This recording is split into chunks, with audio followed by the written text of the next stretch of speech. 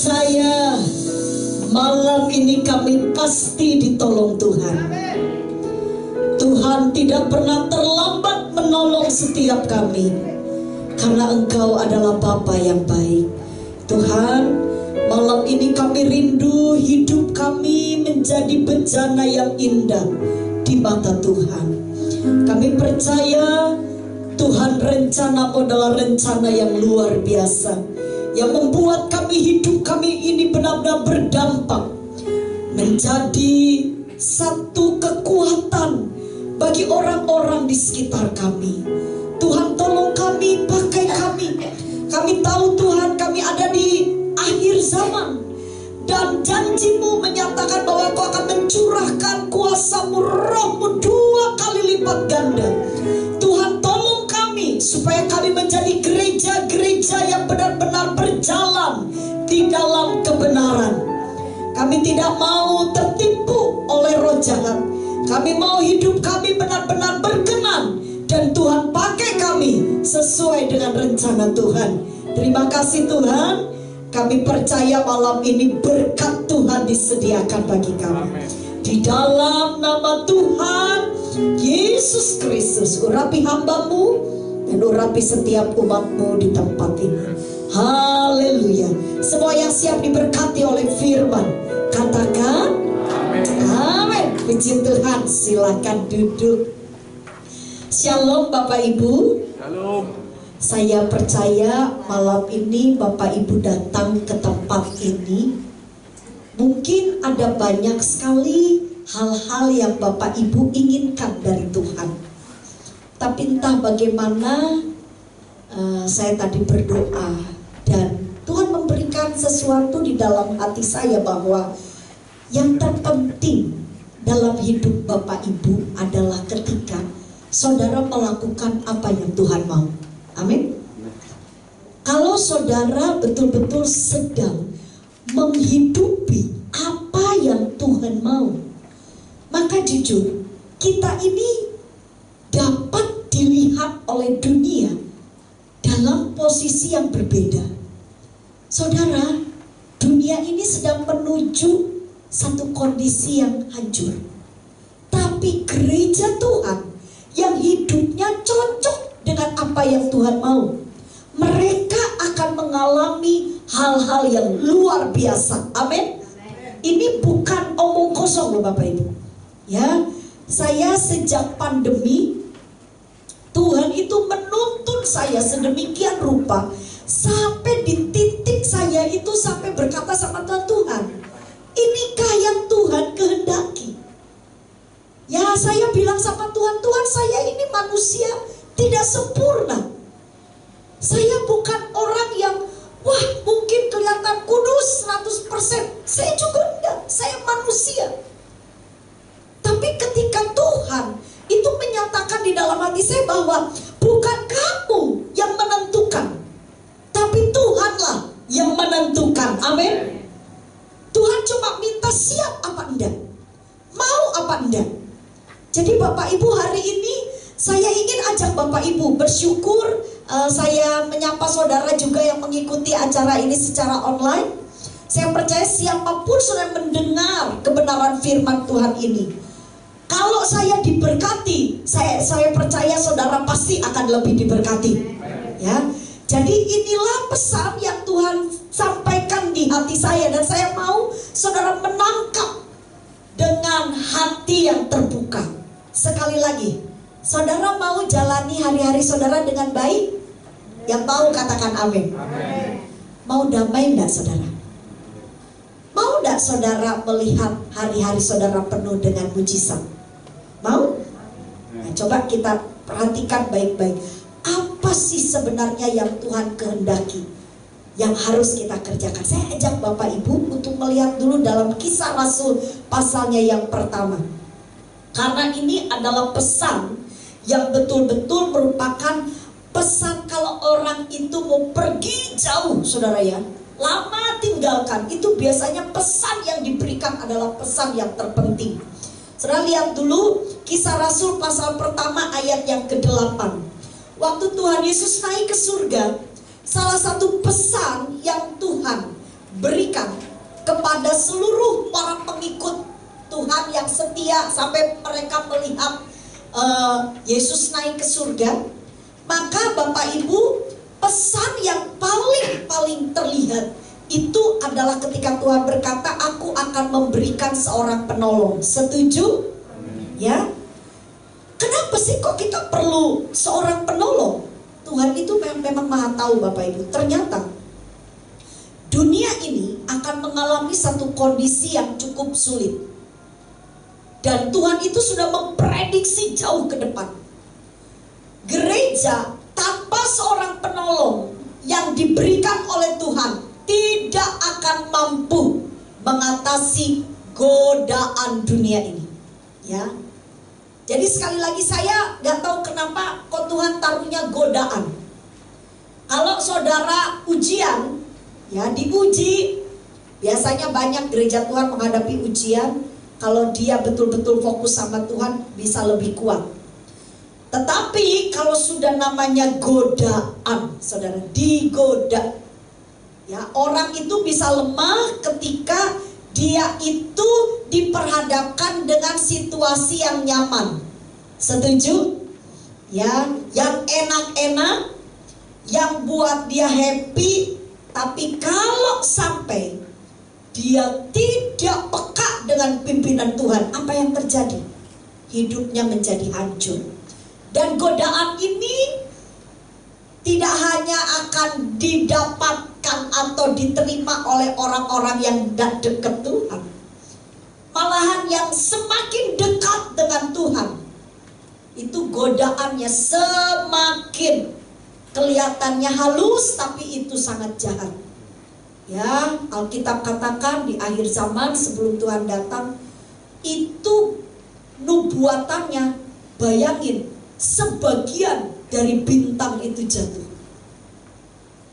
Sebagian dari anak-anak Tuhan, bahkan sebagian besar, Alkitab yang mencatat, orang-orang percaya akan mengalami kemurtatan. Bapak Ibu, mari, bukan saatnya lagi kita meninabobokan kerohanian kita. Bangkit dan lakukan apa yang Tuhan mau. Amin. Saudara harus belajar mengerti firman dengan baik. Jangan suka dengar dongeng. Saudara harus belajar firman, pahami hati Tuhan, lakukan apa yang Tuhan minta. Saudara lihat di dalam Kisah Para Rasul, ayat pasalnya yang pertama, ayatnya yang ke-8. Ini kan ayat cukup populer, tapi mari kita simak baik-baik. Kisah Rasul pasal yang pertama, ayatnya yang ke-8. Yang sudah dapat katakan amin. Siap diberkati Bapak Ibu, amin. Coba ya, kita lihat. Saya bacakan buat saudara. Tetapi kamu akan apa? Menerima kuasa. Cukup, tolong dulu Bapak Ibu sadari, Tuhan mau beri kuasa. Amin. Dalam mulut kita ada kuasa. Yang setuju katakan amin. Dalam tangan kita ada kuasa. Makanya hati-hati. Apa yang kita ucapkan, apa yang kita lakukan, itu Bapak Ibu tolong jangan ngawur.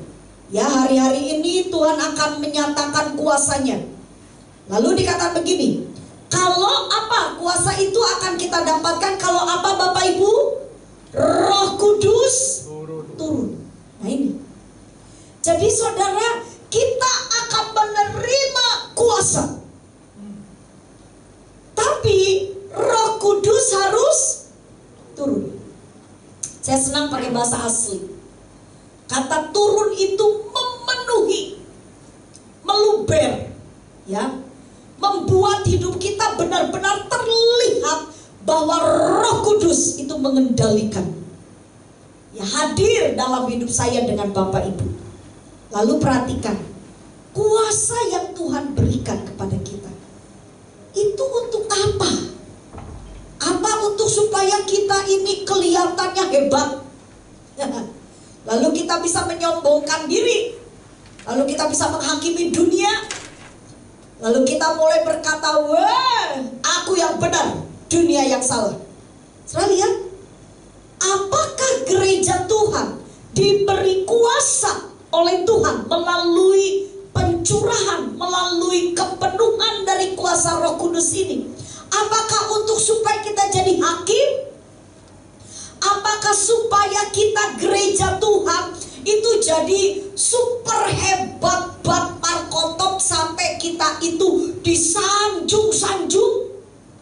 Coba perhatikan ayatnya, jelas sekali ya, dikatakan Roh Kudus turun ke atas kamu. Lalu kita baca sama-sama, dan kamu akan menjadi apa? Saksi Tuhan. Bukan menyaksikan diri sendiri, tapi menyaksikan siapa? Tuhan. Ini saudara harus paham. Ya, hari ini banyak beberapa komunitas sedang berdebat. Ada komunitas yang setuju dengan Roh Kudus, ada komunitas yang apa itu? Orang-orang mereka itu bahasa-bahasa roh. Lihatkan kehidupannya. Yang penting itu buah-buah roh. Wah. Nanti kita akan belajar dari firman Tuhan ini, Bapak Ibu. Ini penting buat kita. Apakah waktu kita berbahasa roh, apakah itu sesuatu yang memang Tuhan kehendaki? Dan bagaimanakah kita memastikan kalau Roh Kudus, bahasa roh yang kita miliki, itu benar-benar dari Allah? Loh, kok bisa gitu Bu Vera? Hati-hati. Karena ternyata iblis juga sering menipu. Ya, ingat Bapak Ibu, Roh Kudus itu yang membaptis kita dengan Roh Kudus itu siapa tuh? Tuhan, bukan manusia. Jadi yang memberi kuasa Roh Kudus itu harus siapa? Tuhan. Kalau Bapak Ibu belajar dari Alkitab, ada seseorang, dulunya dia seorang dukun, terus dia tobat, terus dia lihat pelayanannya para rasul, terus dia kaget, rasul-rasul itu ya tumpang tangan, orang itu langsung kepenuhan Roh Kudus, tumpang tangan langsung kepenuhan Roh Kudus. Lalu orang ini ngomong sama rasul, bilang begini, Rasul, aku ini punya uang, bisa enggak? Tapi ini orang meskipun dukun, dia udah tobat loh Bapak Ibu. Dia udah tobat, dia sudah percaya Tuhan Yesus, bahkan dia itu terlibat pelayanan, makanya ketemu sama para rasul. Dia itu ada di komunitas para pelayan, tapi cara berpikirnya ini masih belum nyampe dengan cara berpikir Tuhan. Belum ngerti tentang Tuhan, ya, belum tahu hati Tuhan. Cuma sekedar dekat sama pendeta, ikut komunitas, datang di persekutuan doang. Mungkin kalau saya aplikasikan ya, suka ikut ibadah, tapi tidak ngerti hati Tuhan. Kenapa? Karena waktu datang beribadah, dia tidak minta Roh Kudus yang memimpin. Kenapa harus Roh Kudus? Saudara tahu, orang-orang yang mendengar firman, yang dipimpin oleh kuasa Roh Kudus, pasti akan diarahkan pada hal yang benar. Amin. Jadi dia waktu nangkep, waktu dia baca Alkitab, dia belajar firman Tuhan, dia sampaikan isi hati Tuhan. Kalau dia dikendalikan oleh kuasa Roh Kudus, maka apa yang dia sampaikan dan apa yang dia dapat, itu pasti hal yang benar. Bukan keduniawian. Bukan ngajarin jemaat jadi kedagingan, bukan ngajarin jemaat jadi bersandar kepada pendeta, enggak. Tapi Roh Kudus itu akan membawa kita untuk kita fokus dan meninggikan siapa Bapak Ibu? Tuhan Yesus. Ya, jadi hati-hati saudara ya. Nah, kalau kita belajar dari firman Tuhan ini, Roh Kudus dicurahkan itu supaya kita jadi saksi. Bapak Ibu mengerti gak apa maksud kita jadi saksi? Itu kalau dalam bahasa aslinya martir malahan, saudara. Nah, itu jadi betul-betul hidup kita itu betul-betul diberikan seutuhnya kepada Tuhan. Dan saudara tahu, orang-orang yang menjadi saksi itu hidupnya akan berbeda dengan dunia ini. Jujur aja. Jadi kalau saudara berkata gini, aduh aku mau hidup seturut kehendak Tuhan, supaya Kita ini nggak keduniawian, kita nggak sama dengan dunia ini. Gimana caranya? Harus ada di bawah kendali kuasa Roh Kudus. Nah sekarang kita akan belajar tentang Roh Kudus. Apakah penting kita berbahasa roh? Dan apa pentingnya Roh Kudus berkarya dalam hidup kita? Saudara ingat baik-baik ya. Yang dikerjakan oleh kuasa Roh Kudus yang pertama itu adalah perubahan. Mengubah kehidupan setiap manusia ke arah yang lebih baik. Roh Kudus kalau bekerja di dalam kehidupan seseorang, maka orang itu yang pertama yang akan terjadi, dia akan mengalami pertobatan. Yang dengar katakan amin. Pasti. Jadi kalau orang itu pengen tahu dia dipenuhkan Roh Kudus, benar nggak? Itu dari Tuhan apa enggak? Pasti akan ada yang namanya perubahan. Itu kalau Roh Kudus bekerja. Kedua, kalau Roh Kudus bekerja dalam diri seseorang, apa yang akan kita lihat dalam diri orang itu? Maka yang kita lihat sesuatu yang berbeda. Apa bedanya? Karena orang-orang yang dipimpin, dikendalikan oleh kuasa Roh Kudus, yang bekerja dalam hidupnya adalah Tuhan, bukan dirinya. Amin. Makanya beda. Beda ya orang ini. Kenapa? Ya karena Tuhan yang kerja. Kalau kita manusia yang kerja, saudara melakukan segala sesuatu karena kekuatan kita, bodoh dengan orang-orang di luar. Karena orang-orang yang tidak percaya Tuhan pun mereka menjalani hidupnya dengan kekuatannya. Tapi kalau saudara menjalani hidup dengan kuasa yang dari Tuhan, maka apa yang terjadi? Kita akan berbeda. Nah, perbedaan itu Bapak Ibu, itulah yang membuat kita bisa dilihat orang. Lalu orang itu akan melihat kita, beda kamu ini. Nah karena ada perbedaan itu, makanya orang akan tertarik. Yang paham katakan amin.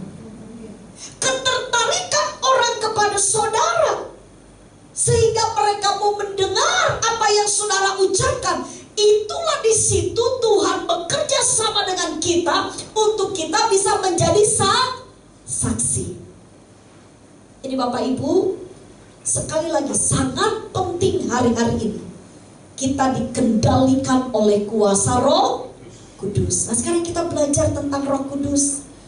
Lalu Roh Kudus itu gimana ya caranya bahwa saya ini benar-benar sudah dikendalikan oleh Roh Kudus. Bu Vera, saya ini suka berbahasa roh, tapi ternyata saya mendengar Roh Kudus itu juga bekerja untuk menyatakan hal-hal yang supranatural. Benar. Saudara ingat, Roh Kudus itu kalau memimpin saya dengan saudara, apa yang terjadi? Mimpi, nubuatan, ya, hikmat, itu akan menyertai orang-orang yang dikendalikan oleh kuasa Roh Kudus. Orang-orang yang betul-betul dikendalikan oleh kuasa Roh Kudus, dia akan mendapatkan sesuatu yang berbeda. Dan dunia akan bilang, kok bisa ya? Kok ngerti ya? Perbedaan hamba-hamba Tuhan, anak-anak Tuhan yang dikendalikan oleh kuasa Roh Kudus, dan juga perbedaan mereka dengan perdukunan itu sangat jauh. Dukun itu Bapak Ibu hanya akan bisa ya memahami sesuatu, tapi maaf, kebanyakan negatif. Coba saudara datang, lihatnya negatif. Nanti kalau seperti udah negatif, baru dia akan mulai mengarahkan kita untuk melakukan apa yang dia mau, apa yang disuruh. Dan setelah itu diarahkan kepada apa? Ya kepada kebinasaan. Kamu akan terjadi begini, tapi supaya kamu itu benar-benar tidak terjadi, kamu harus melakukan ini dan ini dan ini. Ngeri saudara. Beda kalau dengan kuasa Roh Kudus. Kalau kuasa Roh Kudus akan memimpin kita memahami sesuatu untuk mendatangkan kekuatan. Amin. Untuk mendatangkan berkat, bukan melemahkan.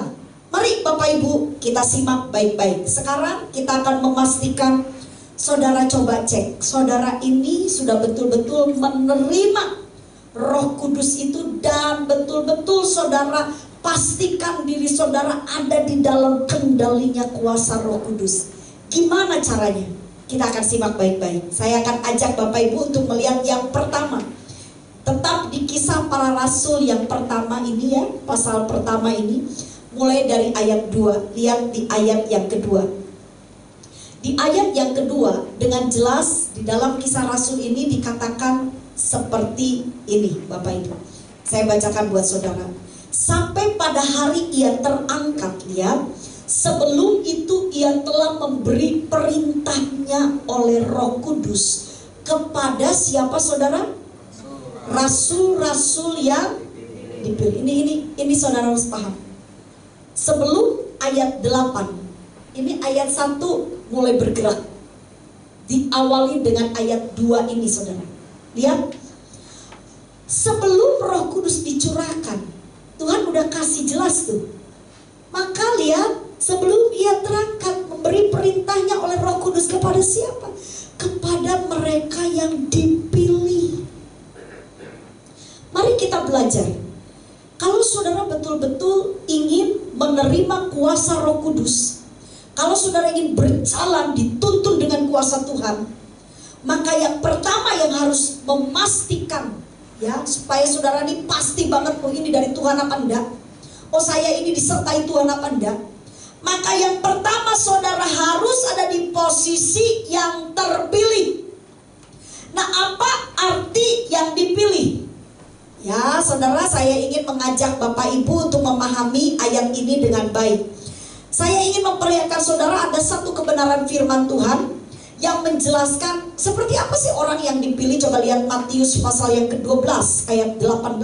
Ini nubuatan tentang pribadi Tuhan Yesus, tapi juga ini memberikan penjelasan kepada kita seperti apakah orang-orang yang dipilih oleh Allah. Lihat Matius pasal 12 ayat 18. Lihatlah, itu hambaku yang kupilih, yang kukasihi, dan yang kepadanya apa katanya? Jiwaku berkenan. Cukup sampai di situ. Siapa yang dipilih? Yang dipilih itu yang berkenan. Kalau Bapak Ibu memastikan saya ini hidupnya disertai Tuhan gak sih? Roh Kudus itu bersama dengan saya gak sih? Saudara, kan kita kepengen hidup kekristenan kita gak sia-sia. Yang setuju katakan amin. Pastikan saudara ini betul-betul ada di tracknya Tuhan. Jadi kalau saudara ingin memastikan Tuhan menyertai saudara, yang pertama ini harus ada yang namanya perkenanan. Bapak Ibu harus berkenan kepada Tuhan. Nah, bagaimana kita memastikan bahwa kita ini berkenan kepada Tuhan? Apakah dengan kita banyak pelayanan? Apa dengan Bapak Ibu sehari 7-8 jam berdoa? Atau saudara selama sebulan saudara ambil puasa selama seminggu 2 minggu? Apakah seperti itu perkenanan? Saudara tahu Alkitab mengajar kepada kita bahwa Tuhan melihat seseorang atau manusia itu berkenan kepadanya. Tuhan lihatnya bukan dari apa yang dia lakukan, tapi Tuhan melihat dari kedalaman hati. Saudara lihat waktu Samuel disuruh Tuhan untuk memilih seorang raja. Dia masuk ke rumah si bapak, dia perlihatkan anak-anaknya yang keren-keren. Anak yang pintar, anak yang badannya hebat, penampilannya keren. Wah, dia orang-orang mungkin tentara-tentara pilihan. Bapaknya nyodorin kayak gitu karena bapaknya punya pengertian. Oh, Tuhan yang minta. Oh, itu pasti Tuhan mau yang terbaik. Dan terbaiknya itu menurut pikiran manusia. Sudah tahu siapa yang dipilih? Daud. Alkitab bilang apa? Daud lagi ngapain? Daud lagi ngakon wedus, saudara, betul? Dia lagi melakukan satu pekerjaan yang gak terlalu wow. Dia bukan seorang pengusaha besar. Siapa Daud? Masih muda.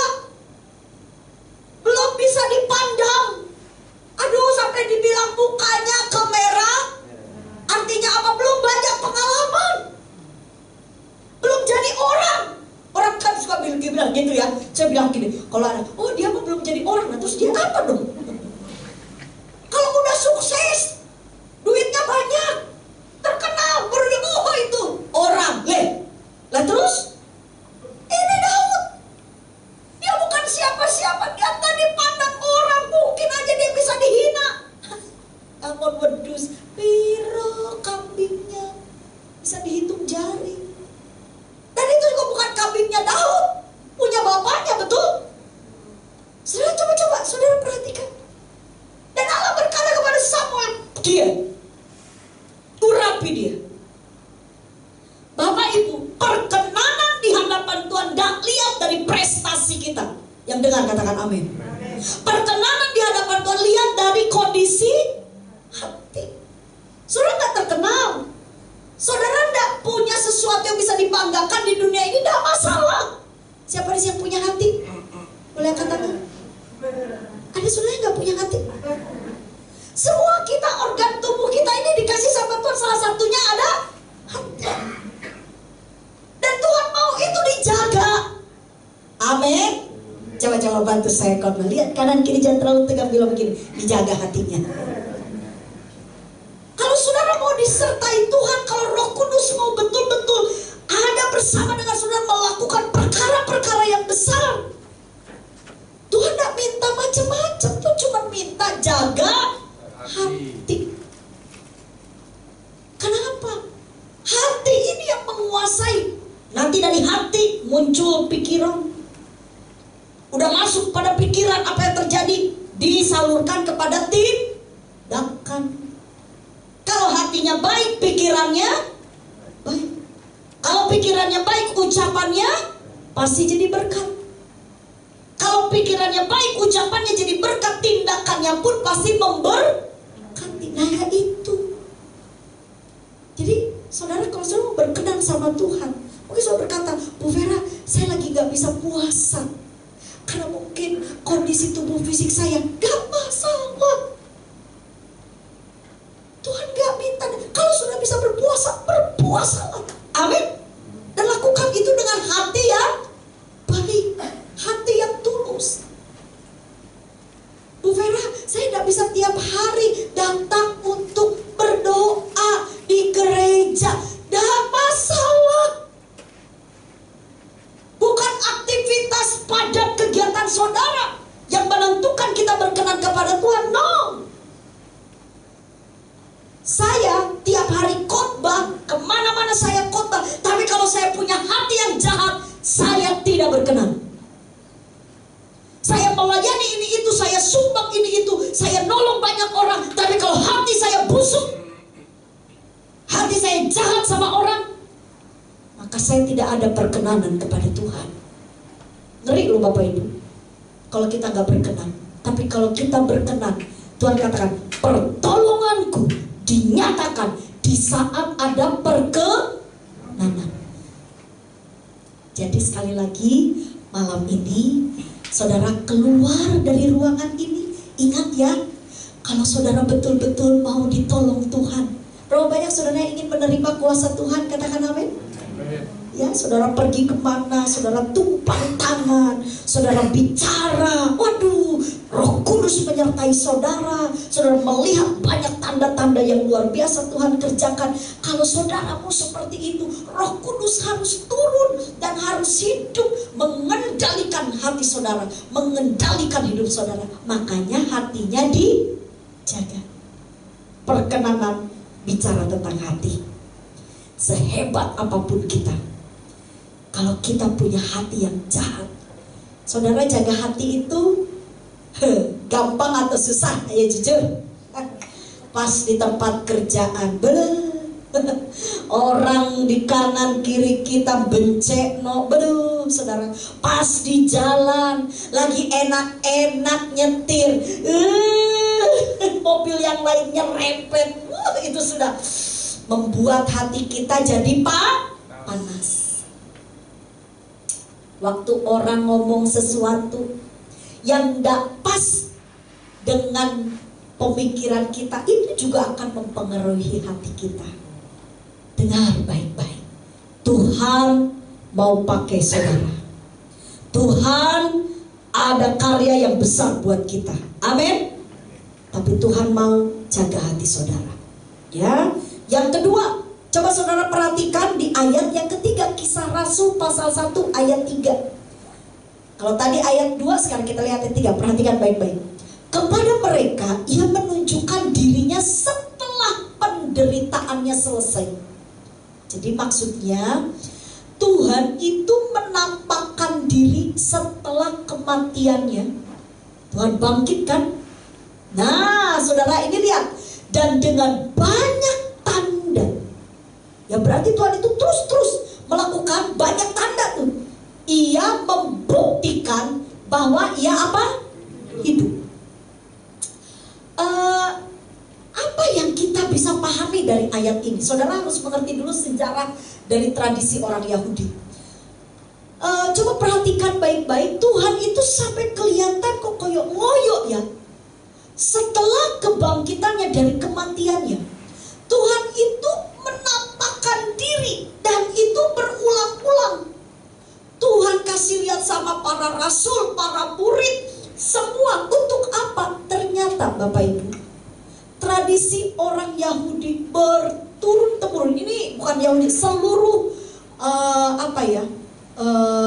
masyarakat di Timur Tengah itu memiliki paradigma yang mereka pegang. Apa paradigmanya? Tidak ada kebangkitan. Itu saudara harus tahu. Tidak ada kebangkitan setelah kematian. Jadi tidak ada yang namanya manusia kalau udah mati tidak mungkin hidup. Makanya kematian itu sesuatu yang sangat menakutkan. Mereka punya satu pemahaman, udah gak mungkin gitu. Saudara boleh tanya ya kepada orang-orang yang mungkin mereka juga ada beberapa komunitas yang mungkin saudara punya teman atau kerabat atau saudara dan berkata, oh kalau setelah mati ya udah, gak ada lagi ceritanya, mati ya udah. Tapi saudara tahu, hal yang paling ditakutkan oleh manusia, yang mereka punya pandangan bahwa setelah mati tidak ada kehidupan, itu dibongkar oleh Tuhan. Yesus adalah Tuhan. Amin. Dia bukan manusia. Dia menjelma menjadi manusia, tapi dia adalah Tuhan. Bapak Ibu dengar baik-baik. Tuhan menghapus, Tuhan menghancurkan paradigma yang berkata bahwa tidak ada kehidupan di balik kematian. Kebangkitan Tuhan kita membuktikan bahwa pasti ada kehidupan di balik kematian. Amin. Bapak Ibu yang keluarganya mengenal Tuhan dengan baik, cinta Tuhan dengan baik, dan mungkin mereka sudah pulang duluan ke surga. Dengar, satu saat kita akan berkumpul kembali. Amin. Kita akan bertemu kembali. Bapak Ibu, jangan melupakan orang-orang yang sudah pergi. Satu saat mereka akan berjumpa kembali dengan kita. Kalau saya ada di tempat kedukaan, mungkin orang tuanya yang meninggal, saya suka bilang sama anaknya, kamu kenapa sangat kehilangan mama, kehilangan papa? Dan pastinya anak-anak berkata, iya kak, saya ada yang sedih. Saya bilang gini, masih mau gak ketemu papa mama? Oh ya mau. Ya mau kak, gimana caranya? Saya bilang sama mereka, kalau kamu masih mau ketemu papa mama, kamu harus hidup mempertahankan iman percayamu seperti apa yang papa mama lakukan. Mereka menyelesaikan perjalanan hidupnya bersama dengan Tuhan sampai di hari akhir. Mereka meninggal di dalam Tuhan Yesus, bersama dengan Tuhan. Jadi kalau kamu masih mau ketemu sama orang tua, keluarga yang mereka percaya sama Tuhan, ya kitanya harus mempertahankan iman kita. Nah Bapak Ibu ingat, kematian yang ditakutkan oleh manusia, mereka yang selalu takut dengan arti mati, nah itu dihancurkan oleh Tuhan. Tuhan bangkit, Tuhan ngeliatin, nampakin diri pada banyak murid. Supaya apa? supaya mereka percaya. Cuma itu. Tuhan cuma minta percaya bahwa aku ini hidup. Artinya apa? Di dalam Tuhan ada kehidupan. Yang setuju berikan tepuk tangan yang meriah buat Tuhan. Di dalam Yesus pasti ada kehidupan. Dan Tuhan tidak hanya memberi waktu kita hidup di bumi, tapi kehidupan itu kita akan raih sampai kekekalan. Saudara dengar baik-baik. Tuhan cuma minta percaya, aku ini hidup. Saudara, kalau saudara ingin memastikan Roh Kudus yang ada bersama dengan saudara ini betul-betul itu dari Tuhan. Waktu saudara berbahasa roh, waktu saudara ini berdoa sama Tuhan, saudara ingin supaya betul-betul urapan Roh Kudus itu dari Tuhan, bukan ikut-ikutan, bukan cuma nyontek. Apalagi kalau dipelajari, saudara, berbahasa roh itu tidak bisa diajarkan. Yang dengar katakan amin. Itu original dari Tuhan. Nah, kalau saudara ini betul-betul ingin memastikan ini dari Tuhan apa enggak, itu saudara harus punya sikap yang kedua, yaitu percaya. Percaya kepada siapa? Kepada Tuhan kita yang hidup. Dia sudah bangkit. Dia ada di surga. Amin. Dan dia akan datang kembali menjemput saya dengan saudara. Kalau saudara percaya, maka apa yang sedang saudara jalani hari-hari ini, pastikan saudara harus yakin bahwa saudara sedang disertai oleh Tuhan. Dan yang terakhir, kalau saudara belajar dari kebenaran firman Tuhan ini, sebelum Roh Kudus turun, apa yang harus dilakukan oleh gereja Tuhan? Saudara lihat Kisah Rasul pasal pertama ayat 4. Lihat ayat yang keempat. Pada suatu hari ketika ia makan bersama-sama dengan mereka, ia melarang mereka, apa katanya, meninggalkan Yerusalem, dan menyuruh mereka tinggal di situ menantikan apa? Janji Bapa. Ada banyak jemaat Tuhan bertanya gini, gimana ya supaya saya betul-betul menerima kuasa dari Roh Kudus, supaya hidup saya bisa jadi saksi. Selain saudara harus berkenan, jaga hati, saudara juga harus percaya penuh pada Tuhan kita yang hidup. Maka yang terakhir, saudara lihat, ini mereka bisa menerima kuasa Roh Kudus karena apa? Karena mereka dengar-dengaran tuh sama Tuhan Yesus. Tuhan bilang, kamu jangan tinggalkan Yerusalem, kamu tetap di Yerusalem dan kamu berdoa, maka kamu akan mendapatkan janji Bapa. Apa janjinya? Yaitu diberikannya seorang penolong. Yang ketiga, kalau saya dengan saudara ingin memastikan kita betul-betul menerima kuasa yang dari Tuhan melalui pencurahan kuasa Roh Kudus, kita harus belajar yang namanya taat. Sama-sama katakan dengan saya, taat. Taat kepada perintah Tuhan. Jadi Bapak Ibu simak baik-baik, lihat. Ini hal penting. Jangan lagi ada perdebatan, jangan lagi saudara bingung. Aduh, ini Roh Kudus, bicara Roh Kudus, cuma bicara bahasa roh. Saudara dengar baik-baik. Ya, waktu saudara ingin memastikan dulu, apakah saya disertai dan betul-betul kuasa Roh Kudus itu ada dalam hidup saya? Maka yang pertama, saudara lihat ini tahapannya. Ya, kita harus jaga hati. Kalau saudara nggak punya hati yang baik, maka maaf, bisa jadi ketika saudara sedang melayani, ketika saudara sedang melakukan kegiatan-kegiatan rohani, bisa jadi bukan Roh Kudus yang memimpin saudara. Hati-hati.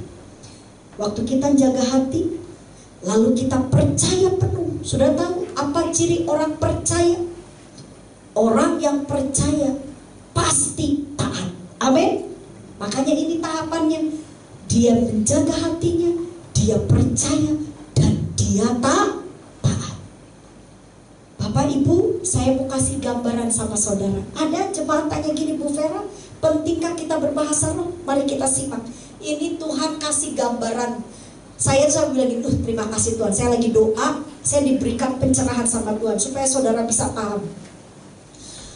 Kalau sudah ingin mengerti bahasa roh, saya gambarkan seperti ada pintu gerbang mau masuk ke sebuah mungkin tempat, dan di dalam tempat itu ada banyak sekali hal-hal yang istimewa.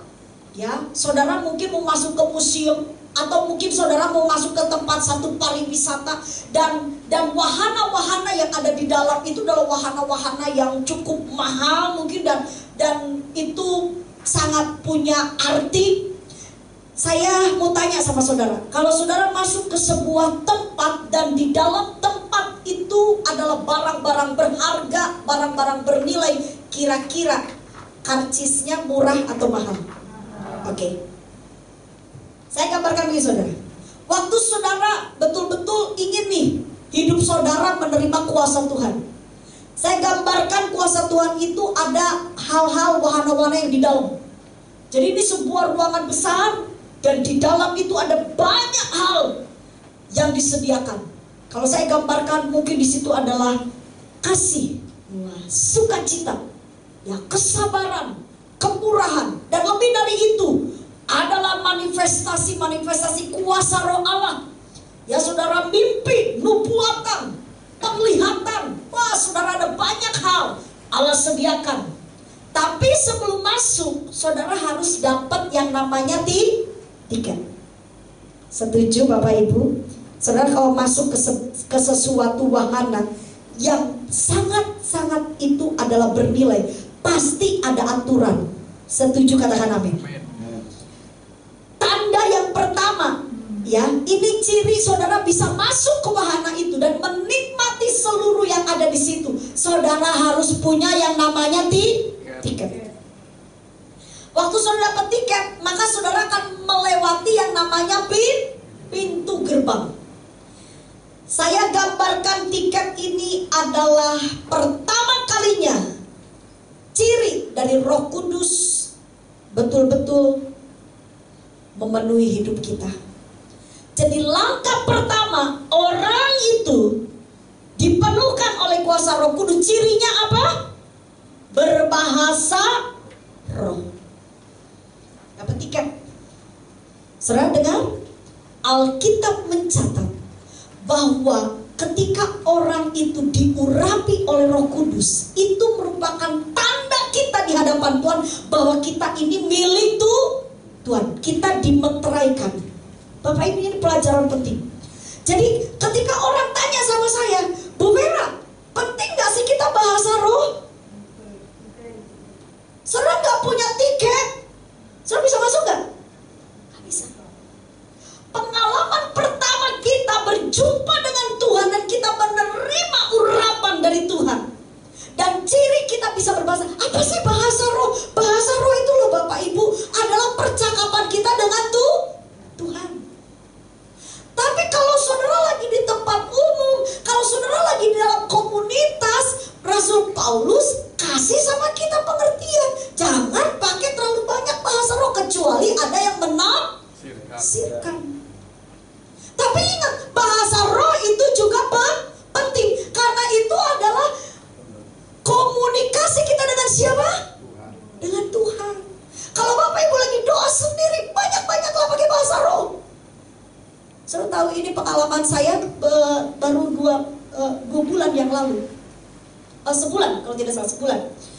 Jadi waktu kita merayakan, memperingati kenaikan Tuhan, saya diminta untuk melayani di sebuah komunitas para mahasiswa. Nah sebelum saya berkhotbah, saya doa. Saya biasanya berdoa, saya doa pakai bahasa roh. Karena saya kadang-kadang juga nggak ngerti saya ini mau ngomong apa ya. Ya udah, saya minta Roh Kudus pimpin saya. Nah waktu saya berbahasa roh, moro-moro saudara, itu saya merasa berat. Jujur, ada suasana yang gak nyaman. Saya bilang, aduh, kok gak enak ya. Terus saudara tahu, ini loh manusia, saya ini terbatas ya. Pikiran saya langsung keingetnya sama suami saya, karena saya waktu itu di Malang, suami saya di Sidoarjo. Saya pikir, aduh, ada apa ya dengan suami saya? Tapi saya bilang, oh Tuhan, saya gak ngerti. Jadi saya terus berbahasa, saya bahas sampai si salah satu jadi pendamping pembicara ya, panitia dari yang mengundang saya itu yang di samping saya. Itu dia tuh selesai ibadah seperti saya bilang, Kak V, tadi Kak V kok rasanya lagi doanya ini banget ya, serius banget. Betul saya sampai padahal suasana ibadah itu santai itu anak-anak muda lagi santai, tapi saya lagi doa dan Tuhan bawa. Saya bahasa roh, saya nangis. Sudah tahu? Selesai ibadah, anak rohani saya itu telepon dan bilang, Mam, panggil saya Mae bisa. Pak tolong, saya enggak lihat. Ternyata waktu saya buka HP, karena kan saya kalau khotbah saya kan off ya HP saya. Waktu selesai saya ibadah, saya buka, miss call banyak. Nah, saya lihat jamnya, itu jam dimana saya sedang berdoa pakai bahasa roh. Dan saya miss call banyak. Ada apa ini? Dari anak-anak. Terus saya buka chattingannya. Lalu dia ngasih tahu kalau keponakannya, bayi yang masih usia sekitar 3 tahun atau 2 tahun, itu terjadi gagal nafas. Saudara, bayi ini saya sudah doakan dari sejak kelahiran, dia sudah mengalami hal yang cukup memang berhadapan dengan maut. Tapi saya berdoa sampai akhirnya bayi ini bisa hidup kembali. Nah, bayi yang saya doakan ini, ternyata waktu saya sedang berdoa, saya sedang melayani, sebagai bahasa roh, ternyata dia sedang gagal nafas. Dan kondisinya itu kritis. Saudara, waktu di syuting di video oleh anak rohani saya, udah mengap-mengap. Dan waktu posisinya si bayi itu ada di rumah, bayangin ini, sama papahnya, mobil itu sedang dipakai sama istrinya dengan anak rohani saya, bayangin itu. Jadi si anak rohani saya, sudah tahu di Malang dan itu adalah weekend. Saya mau tanya sama saudara, macet apa enggak? Itu perjalanan dan si anak rohani saya ini dia sampai kebingungan. Dia bingung, dia dilihatin videonya sama suaminya ya. Jadi ini kakak adik memang. Dia, aduh tolong, dia mau ke rumah sakit. Nah saya waktu itu saya berdoa, saya lagi bahasa roh. Saya tanya sama dia, jam berapa itu kejadian? Jam ini.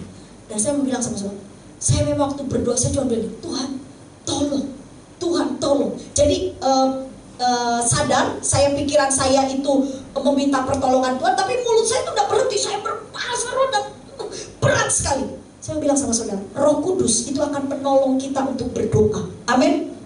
Roh Kudus itu lebih tahu.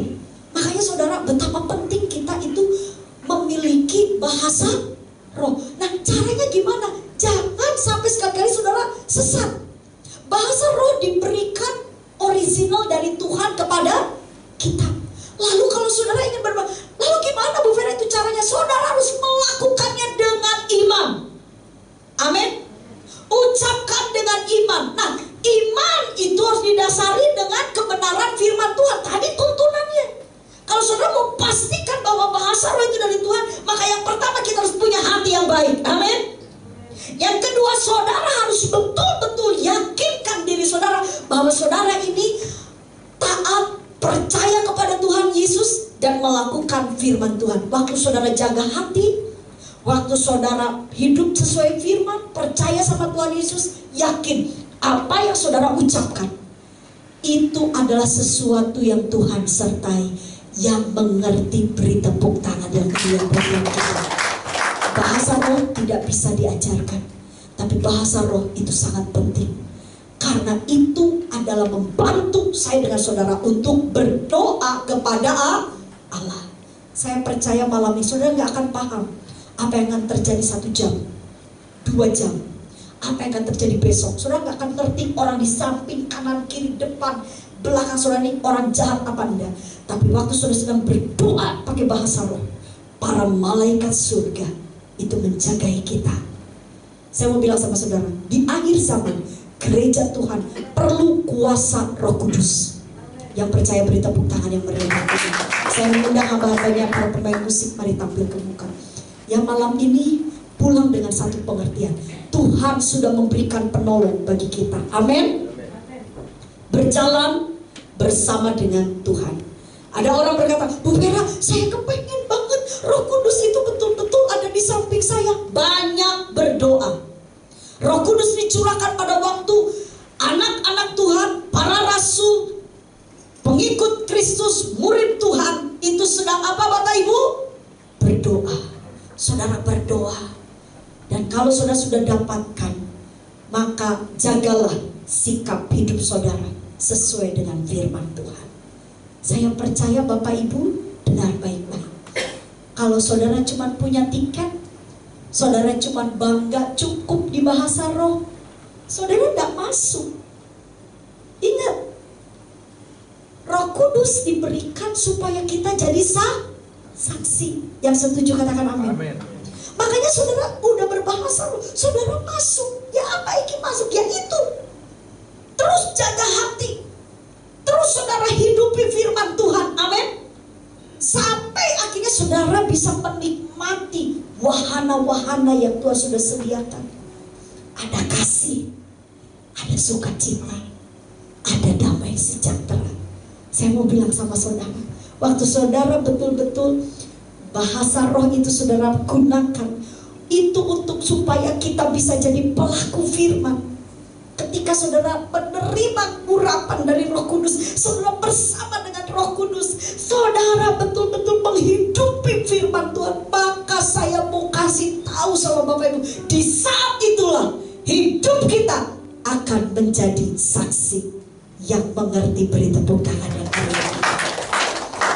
Waktu saudara penuh dengan kuasa Roh Kudus, bilang sama Roh Kudus, Roh Kudus, bantu aku supaya aku bisa jadi pelaku firman.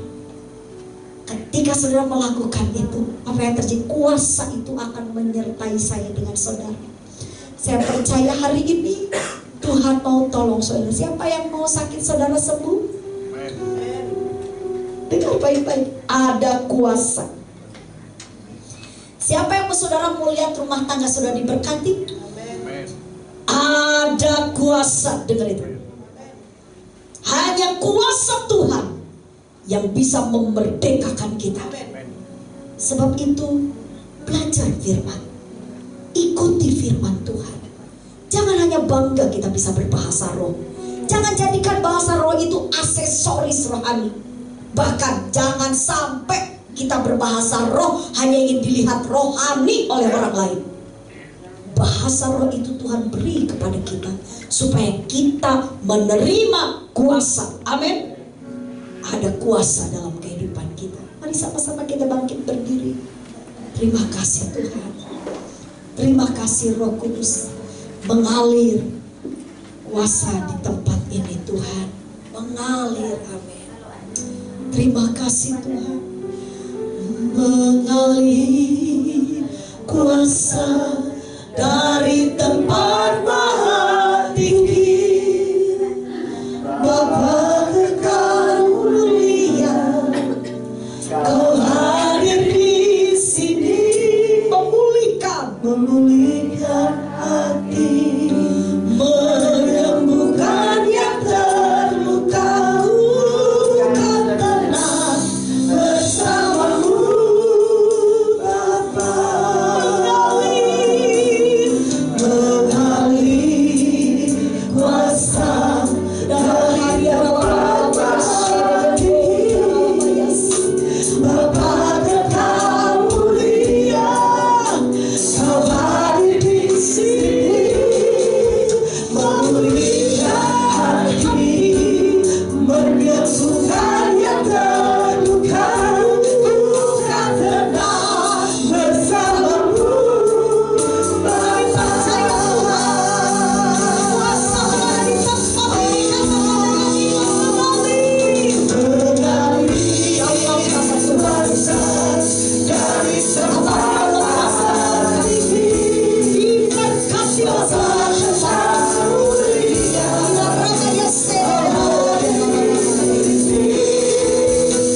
memulihkan hati, menyembuhkan yang terluka. Bukan tenang bersamamu Bapa. Bapak Ibu, saudara boleh tundukkan kepala saudara, tutup mata saudara. Saya mau saudara pandang Tuhan dengan mata iman saudara. Dengar, Tuhan tidak punya rancangan yang jahat. Kalau Bapak Ibu malam ini mau ditolong Tuhan, apapun apapun masalah dan beban saudara, dengar baik-baik. Tuhan hanya minta malam ini, percayalah kepada Tuhan. Yakinlah, jangan ragu. Saudara harus betul-betul memiliki iman yang kuat. Dan dengar baik-baik, saya sangat yakin waktu saudara membuka hati, belajar percaya kepada tuntunan Tuhan, saudara akan mengalami mujizat Tuhan. Hari ini, malam ini, kalau saudara perlu pertolongan Tuhan, angkat kedua tangan saudara. Bukan saya, bukan pendeta Vera Daniel yang akan buat saudara hidup lebih baik, tapi tangan Tuhan melalui pekerjaan dari Roh Kudus yang akan memulihkan saudara. Mari kita satukan hati, berdoa dengan iman. Saudara, jangan ada yang ragu. Dengar, Tuhan akan melakukan dengan cepat. Saat-saat ini percepatan itu sedang terjadi. Saudara, jangan keluar dari ruangan ini tanpa saudara punya iman.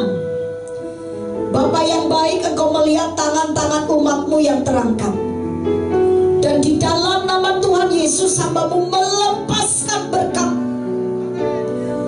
Yang sakit disembuhkan sesuai dengan iman, kepercayaan umat-Mu. Karena kami tahu kami punya Yesus, Tuhan yang hidup. Tuhan kami tidak mati, Tuhan kami hidup, dapat melakukan perkara yang besar. Tuhan, malam ini hamba berdoa, kalau ada yang sedang bergumul tentang ekonomi, hamba berdoa di dalam nama Yesus, saudara, kebutuhan saudara akan dicukupkan oleh Tuhan dengan cara yang ajaib. Bukan kebetulan saudara hadir malam ini mendengar, tapi Tuhan mau saudara percaya kepada Tuhan. Yakinkan iman saudara bahwa Tuhanlah sumber berkat saudara.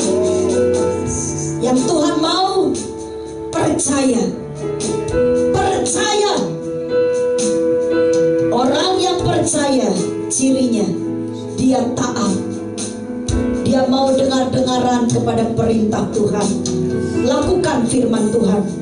Renungkan firman Tuhan itu siang dan malam. Dan hidupilah. Mengalir kuasa dari tempat dalam nama Yesus. Amin.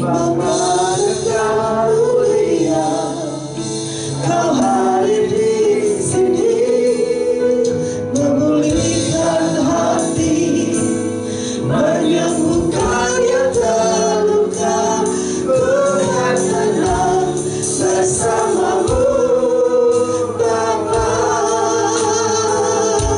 Ku akan tenang bersamamu, Bapa. Ku akan tenang bersamamu, Bapa.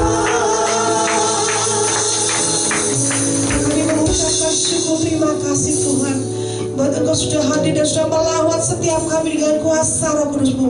Kami yakin dan percaya Tuhan, kami sudah terima kesembuhan, kami terima jawaban doa kami Tuhan, dan kami terima Tuhan kuasa ilahi dalam hidup kami. Kami percaya Tuhan, malam ini kami yang datang berbeda dengan kami pulang. Kami pulang membawa kelegaan, kami pulang membawa jawaban, kesembuhan, bahkan berkat-berkat yang ilahi. Kami bersyukur Tuhan, malam ini bukan malam kebetulan Tuhan. Kau sudah mengirim hamba-Mu Pastor Ibu Vera Daniel Tuhan di tempat ini, yang sudah membagikan sharing berkat firman yang luar biasa, bahwa kami punya Roh Kudus yang penolong, yang setia buat kami.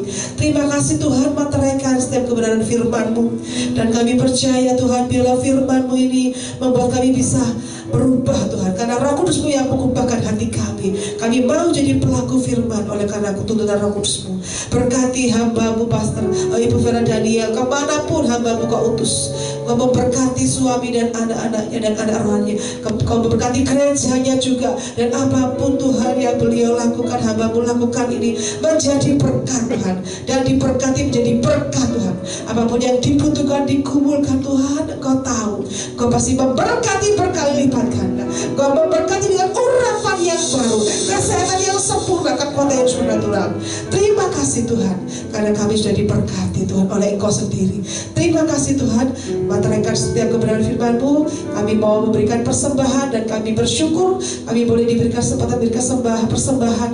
Bila persembahan ini kami berikan dengan hati yang sukacita untuk Engkau, di dalam nama Tuhan Yesus. Kami sudah berdoa dan bersyukur. Haleluya.